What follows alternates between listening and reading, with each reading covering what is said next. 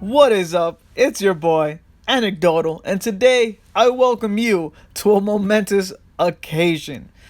Right now, I am at 900 and something trillion spirit rests, and my goal for today is to break that and go into a number of zeros that I had to look up. What comes after a trillion, people? If you know, go ahead and answer it now before I tell you, because the answer is, drum roll please, one quadrillion. Right, quad. Like your legs, it's four. So it's million, billion, trillion, and quadrillion. And that is the number of spirit rests. That almost infinite amount of zeros is what I'm trying to hit for spirit rests.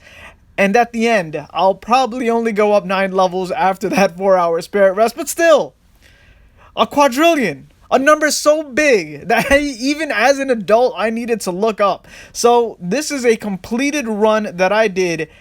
It's already in game going at 5 times speed.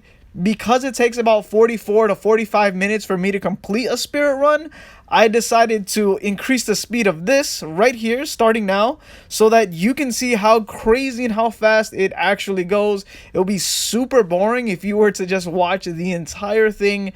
And I don't know, maybe I put music behind it, because there's not much to it. What I do is I level up quests as fast as possible. I switch at some point to Artemis to have just a little bit more gold. I keep doing a lot of pet switching. I go from Wakong, which is my highest quest gold receiver kind of pet, the one that lets me get the most amount of pet, my gold pet buff pet. That's a lot of pet there. Okay, and then I switch to my gold dragon, which lowers the quest cost. That way I keep getting as much gold as possible and then spending the least amount of gold to increase the amount of gold that I get. And that's pretty much all of the strategy there is there for people that are really high level. Now, most of you will only need about 20, 22, 25 minutes to finish a spirit run, and you're not all the way up here at level 192 where you need to do crazy stuff.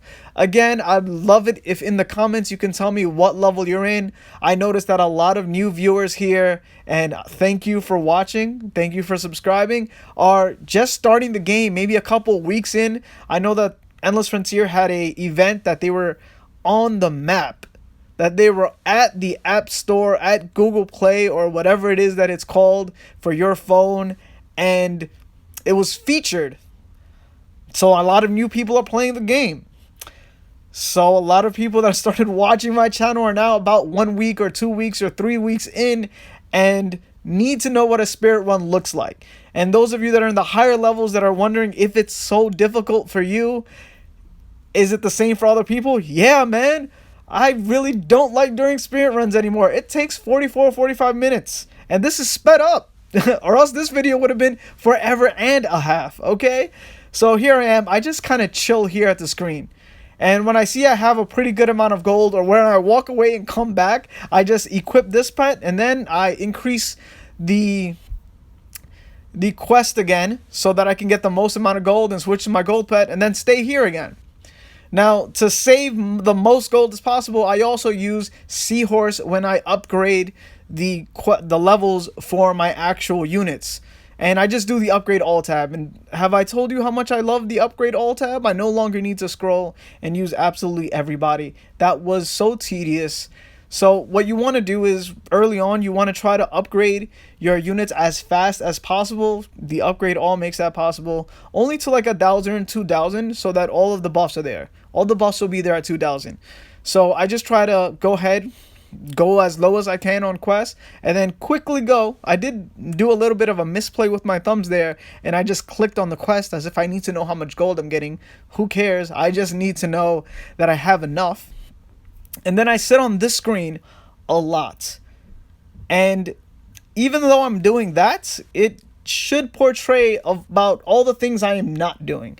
So I am not doing guild wars. I am not doing guild boss raids. I am not participating in arena. I am not doing Tower of Trials.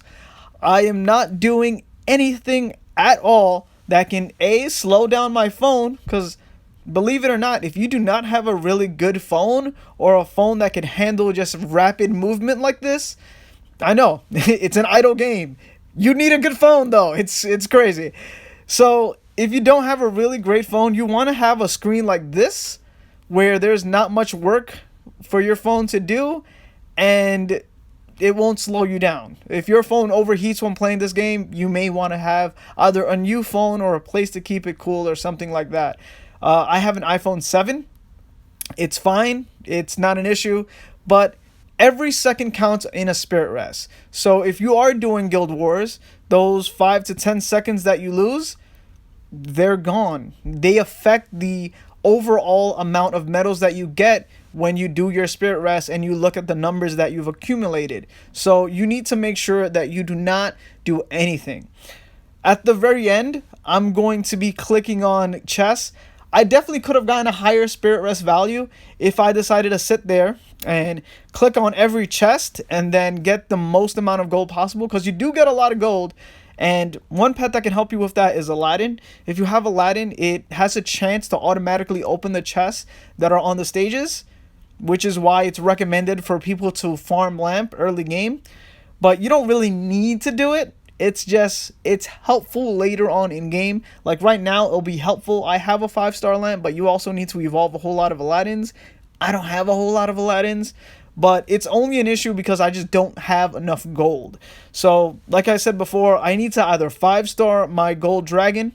I said that in previous videos, or I just need to get up to 7-star artifacts so that my gold buff is a lot bigger.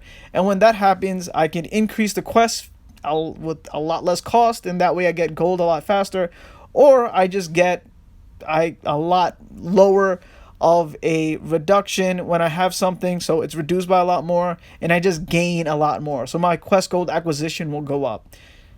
And that's it. That's all I can do right now. So now I'm kind of playing hardcore, clicking on chess so that I can get it. Now, you can always have the pop-up for 20 gems. In every other instance, this is free gold. This is free gems. Get those free gems, man.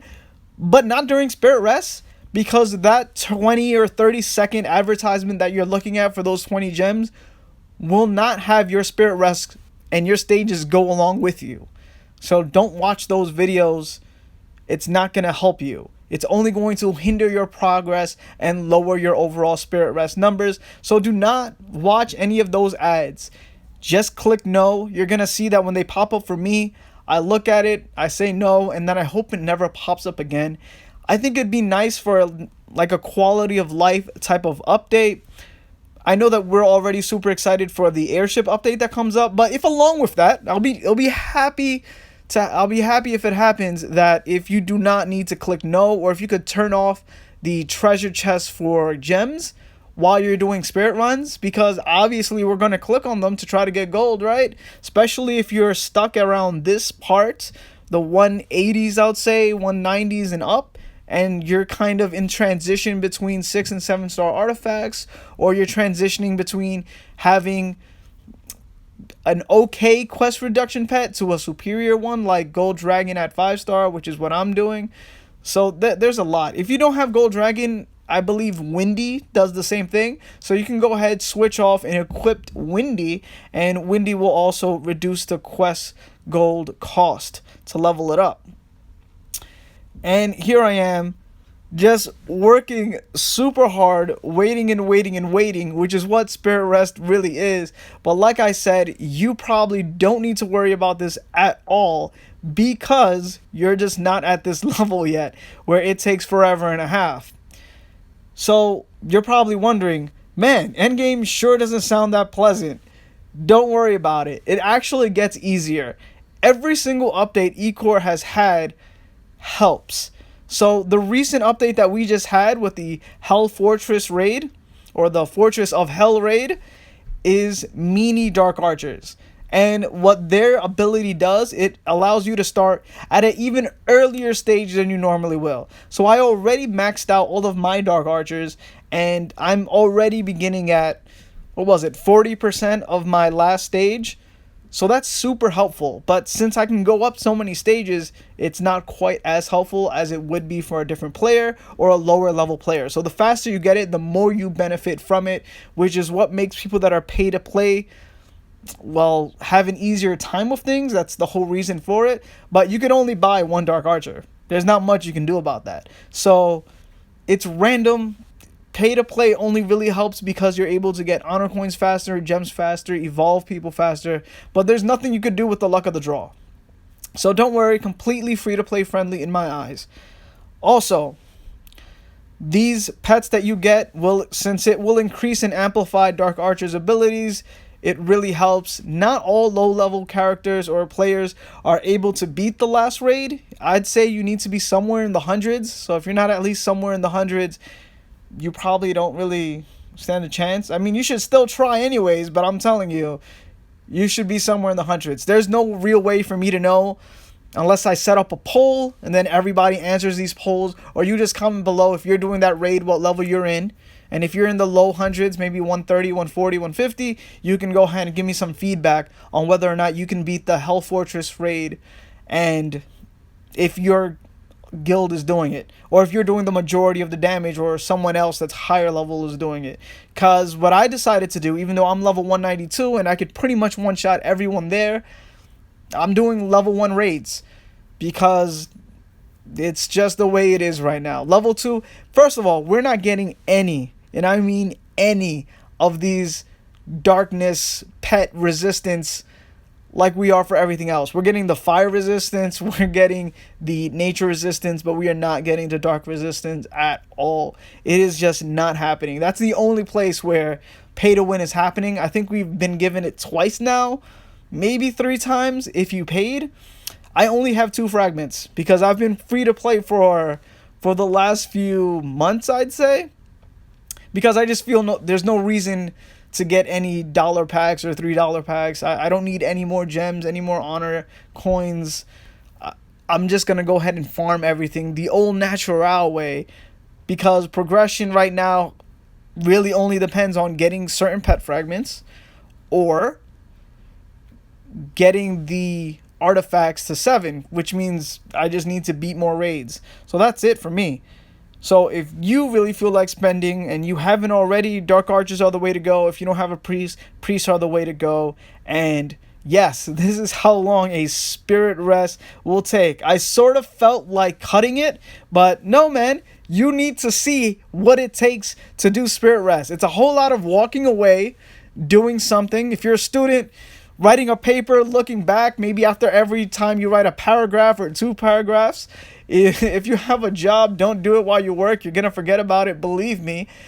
And if you're just not doing much at all, you're watching television, every commercial, you can just go back. But like I said, hopefully yours will only take 20 minutes and not twice as much, 40 minutes or 44 or 45 minutes to complete. So here I am sitting at Gold Dragon, accumulating as much gold as possible to then switch by equipping this pet as my main pet. Don't mess up and not have this as your main pet, and then put it all in. For me, I do not need to change my revival book team because it's already filled with drummers or with whatever gives me the most amount of medals as possible. For you, if you do not already have the Dark Archer pet and 24 Dark Archers evolved and seniored, you will need to switch up your revival book team. Now, I already have a video. It's labeled and titled Revival Book, so you can just look at it. It tells you the book you want to have before and after. Before, since I have time, I can go ahead and just tell you now. You want to set it up by having just an entire team of Dark Archers. Why? That's so that you start off at the highest stage possible. And then after you get everything settled, after you level up your quests and level up your units, you want to go ahead and go back to that revival book and then put in all metal buff units. The best one is drummer. If you don't have one, trainers. If you don't have trainers, just any T3 unit that you have, because you get medals if it's transed. If you don't know what transed is, it's those 3 dots that you see next to a unit that's golden. All you need to do is evolve a unit. After you evolve a unit, you can transcend the unit. You can transcend the unit to the max of 3 times. That's why you see a maximum of 3 golden dots right next to your unit. Remember that there's not a lot of reasons to T3 or transcend a unit 3 times. At first, you only need 2 units to really be T3. And those 2 units are going to be your 2 core, your main physical, and your main magical core. And as long as you have that, that is all you need. You do not need to transcend anything else for now. After that, the thing I would recommend you do, even though drummers give you the most metal buff, would be to T3 a trainer. So the human trainer, the undead trainer, the elf trainer, and the orc trainer, because they give you the second most amount of metal buff in your time shop, and they also allow you to train your troops faster for guild wars and guild raids. And the faster you get 5 of those up and running, the better you'll be. Really, you only need to get 1 of each in the beginning. You don't need to work too hard on getting all of those guys to T3. At least in the beginning of the game. What matters more is that you spend your gems on evolving everyone in your team, so you get the maximum benefit of having them as support units in your main team. After that, you're pretty much going to be using your gems to evolve people so that you could get the best artifacts possible. So make sure to save gems, because as much gems or as many gems that I have now, it is going to be huge to make sure that you maintain the gems that you have and that you use them wisely when you first start the game. And I can't help but reiterate this: your spirit rest will not last as long as mine is right now, or at least your spirit run. Everyone's spirit rest is exactly the same. It's gonna last 4 hours. Do not make it last more than 4 hours. You get nothing. There is no benefit from going over that 4-hour mark. 4 hours is the max. If it's 3 hours and 59 minutes, you missed out on a minute. So make sure that you have that 4 hours for spirit rest. After that, there's an 8-hour cooldown. The smartest or most organized of all players will time it. And the second they get out of that spirit rest, they time those 8 hours cooldown and then quickly spirit rest again. The reason for that is because you will get more medals from doing a spirit rest than doing anything else in the game, because there's just so much medals to get from there. It's buffed so much. Your revival team is just going to be insane, and the ability that you will have to finish spirit runs fast will be astronomical. So spirit rest will be at some point, because now probably not so much if you just started playing the game, is going to be the best way to get medals. Also, I'm always reviving using my revival team. If you are a new player, you will not be doing that. You won't have anyone that matters in your revival book. The best things that you will have will be your T3 units that's on your main team. So revive using your regular team, or just put them in your revival team. Don't worry, I'm pretty sure you could have both in one. Those are 2 separated things. So make sure that all your T3 units, or even if you have a T1 unit in there, that will give you some of a metal buff. So make sure that you put those units there specifically so that you get the most. So once again, here I am grinding, just stepping or tapping on my phone here with my fingers and getting medals, trying to make the most out of it because I'm really close to my cap. Usually when I'm here, I want to check what my furthest stage is, the highest stage that I've reached was, so that I don't miss out on anything. The second I start losing, or the second I think I'm going to start losing, I go ahead, I click on the upper left angel over here, pray to her, and hope that my spirit rest will be great, that it will break whatever spirit rest numbers I had previously, which no doubt will happen because I am, 1, reviving on orc, and that's extra power because I have orcs, and 2, because I have way more medals than I did the previous time. Even if it's 9 or 12, extra medals than I had previously, my spirit run should be faster because one, I'm stronger, two, I probably revive from a higher stage. It's definitely the luck of the draw, but if you're able to get your tribe twice, so my team is of the orc tribe.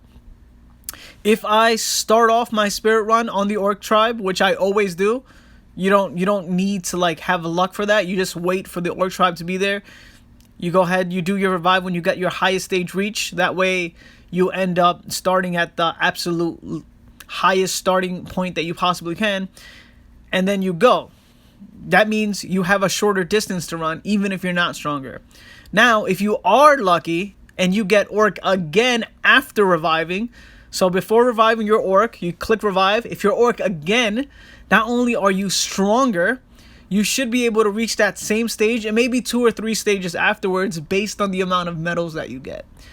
Now, what I like to do is if I'm orc, I would just do a spirit rest, and then I will get whatever X amount of medals I get. Usually I get around 9, sometimes 10, just because even for me now, getting medals is kind of difficult because I just really need help with my economy. I really need Gold Dragon, or Guardian would really help with my medal buff. And I really need 7-star artifacts. But the reason I do all of that is so that I can go ahead and have the best possible spirit run ever. And back to the pet switching. So here at the very end, I really need to make sure that I squeeze the most gold that I possibly can out of my economy. So I'm switching to Gold Dragon again to lower the amount of cost that it will take to upgrade quests, and then I go switch to my gold pet to get as much gold as I possibly can, and then of course I switch to Seahorse, which lets me upgrade my units for as cheap of a price as I possibly can. And that's really the recipe for success that I use.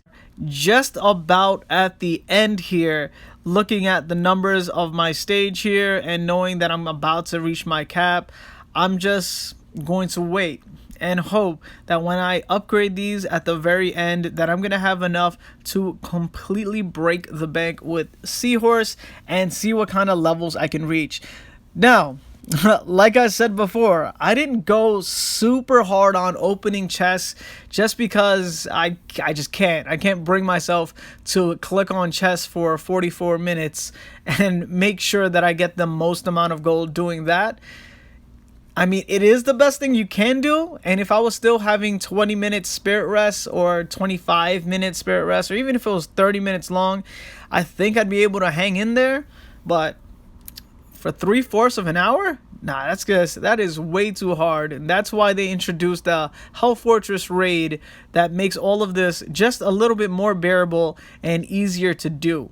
And if you think this is long, for those people who skill push, they get right up to the end where I am and then click their skills, pause the game, and then click their skills over and over and over again so that they can get a few extra stages. Now, I don't know how that's even humanly bearable. So that's why I never really talk about skill pushing, and it's also why I sometimes feel like I might try it because it can help, but it is hard. Looking at where I was ranked at and what was the highest stage that I've reached before so that I can see where exactly I would end up. And as you can see, when it pops up, do you want to watch an ad for a couple of gems and mess up your spirit run right there when you're at the end? And buddy, you best believe that I have made a misclick before and click yes by mistake, mostly because I'm just tapping automatically and kind of mess up, and then my whole spirit run is messed up. It is off by 20 seconds, and that's it. That's all it takes, really. If your spirit run is a minute faster than it was previously, you are making a whole lot more medals than you were before. So here we go, guys. I am stuck. I am not taking any risks, and we are reviving, and let us see what happens here. Oh yeah. Oh yeah. Oh, you already know what's gonna happen. Woo! 1 quadrillion spirit rest. Thank you very much. Guys, if you liked the video, the 1 quadrillion spirit rest video, a number I needed to look up, please like this video. Share this video with your friends, your family, your guildmates, and let them know that 1 quadrillion is possible. And of course, if you want to see some more Endless Frontier content, make sure to subscribe. I'm your boy, Anecdotal, and I'll see you on the next one. Peace out.